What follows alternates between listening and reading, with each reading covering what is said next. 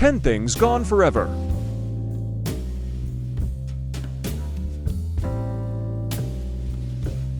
X-ray shoe fitting machines cast an eerie, yet mesmerizing glow.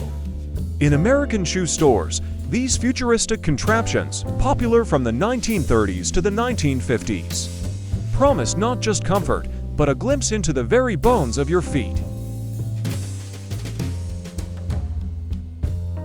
The machines had various names, from the iconic pedoscope to the clunky fluoroscopes. Step into the machine, perch your toes on a platform, and voila! An X-ray beam illuminated your bones and shoes on a viewing screen above.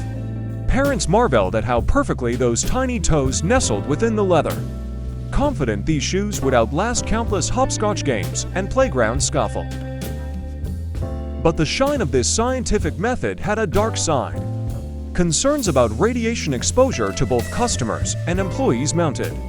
Medical associations began issuing warnings, and states like New York and Massachusetts banned the machines by the mid-1950s.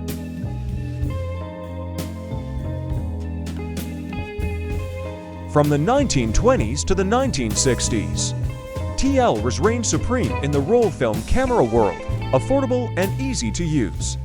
They became accessible to families and hobbyists, democratizing photography. Unlike single-lens reflexes SLRs, TLRs featured a separate viewing lens and a taking lens. This unique setup offered several advantages.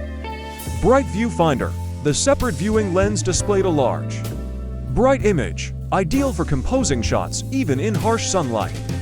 Parallax-free focusing. Both lenses were linked, ensuring the precise alignment of your viewfinder with the captured image, even close-up. Square format. Many TLRs captured classic square format images, adding a distinctive aesthetic to family snapshots and artistic photography. Today, vintage TLRs remain prized collectibles, and even modern digital cameras offer emulations of their distinctive square format and viewing experience.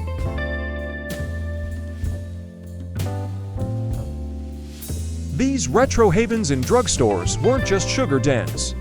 They were bustling social spheres bursting with life. Soda fountains were social hotspots for teenagers, offering gossip, flirting, and jukebox tunes after school. Families piled into booths for post-shopping celebrations, devouring sundaes and phosphates on special occasions. Community groups hosted fundraising ice cream socials, with servers in crisp uniforms scooping laughter along with scoops. The counter was a front row seat to local news and rumors, where everyone knew everyone's order and business. Soda fountains were laboratories for creativity, with experimental concoctions like the Shirley Temple or the Black Cowborn in their bubbly depths. Health concerns about sugar and S. Before the ease of rotary dials and the speed of digital communication, making a phone call involved a human intermediary, the switchboard operator.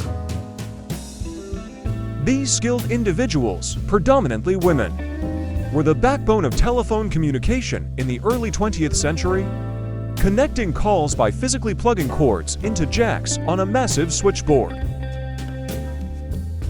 Working as a switchboard operator was a demanding job. Operators needed to be quick, accurate, and have excellent memory skills to remember hundreds of phone numbers and navigate the complex maze of cords. The invention of the rotary dial in the 1920s and the subsequent development of automatic switching systems gradually led to the decline of manual switchboards.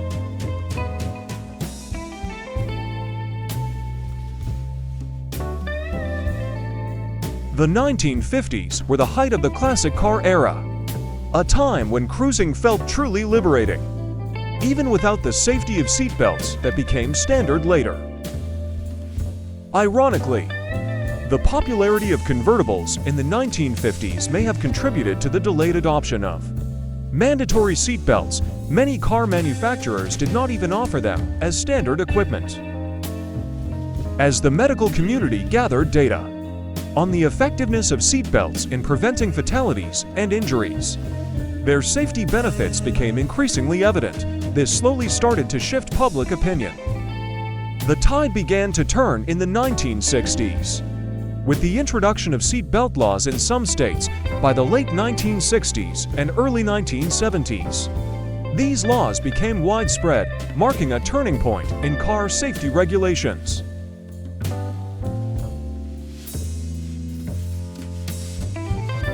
Televisions were the shiny new stars of the 1950s living room. But even the best antenna couldn't guarantee success. Dads, wielding aluminum foil like Jedi with lightsabers, would carefully craft reflectors and boosters, draping them over the antenna in hopes of amplifying the signal. The classic bunny ears antennas needed constant attention, meticulously twisted and turned to snag the faintest wisps of broadcast signals. By the late 1950s, the frustration of finicky antennas started to fade. Cable television began its slow expansion, promising a future of reliable reception without the need for tinfoil-wielding dads.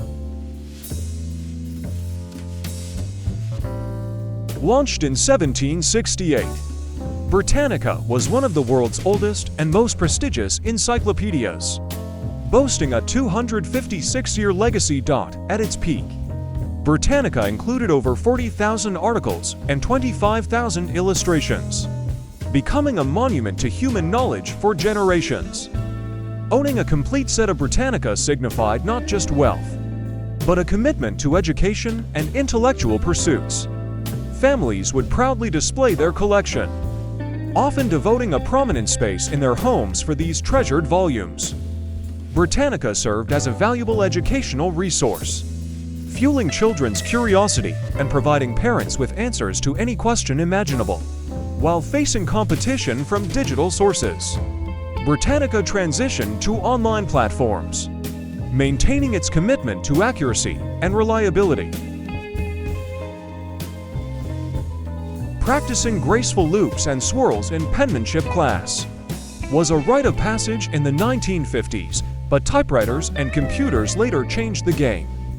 Cursive writing had been taught in American schools for over a century and was considered essential for basic literacy. Cursive allowed for individual expression and creativity in handwriting, unlike printed letters.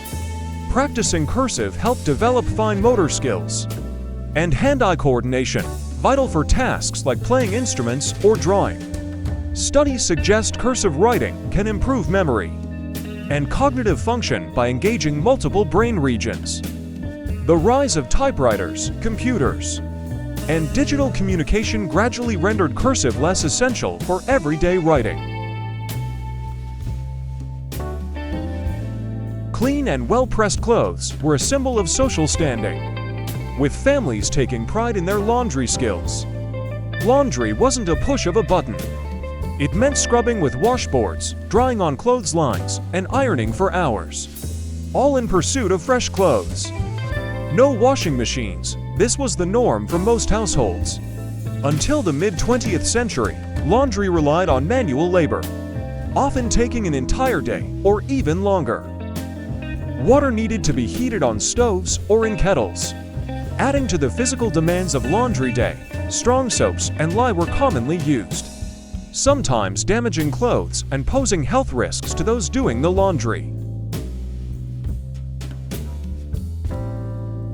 A fleeting fad. Remember cramming as many people as possible into a tiny phone booth. The fad reached the United States in the late 1950s, likely through news reports and word of mouth.